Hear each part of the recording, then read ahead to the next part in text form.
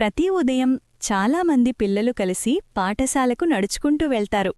వారు మాట్లాడుకుంటూ నవ్వుకుంటూ ఆనందంగా నడుస్తారు. వారిలో ఒక పిల్లాడు మాత్రం నెమ్మదిగా నడుస్తాడు. అతని అడుగులు చిన్నవి, అందుకే ఇతరుల్లా వేగంగా నడవలేడు. మొదట్లో కొంతమంది పిల్లలు ముందుకెళ్ళిపోయారు. కాని కొందరు మంచి స్నేహితులు అతడు వెనుకపడిపోయినట్టు గమనించారు. వారు ఆగి అతని దగ్గరకు తిరిగి వచ్చారు. ఒక స్నేహితుడు అతని సంచిని పట్టుకున్నాడు. మరో స్నేహితుడు అతని చేతిని పట్టుకున్నాడు. అందరూ కలిసి అతని వేగంతోనే నడిచారు. నెమ్మదిగా నడిచే ఆ పిల్లాడు అలసిపోయినప్పుడు వారు కొద్దిసేపు విశ్రాంతి తీసుకున్నారు. సంతోషంగా మాట్లాడుకుంటూ అతనికి ధైర్యం చెప్పారు. స్నేహితుల సహాయంతో ఆ పిల్లాడు ప్రతిరోజూ చిరునవ్వుతో పాఠశాలకు చేరుకున్నాడు.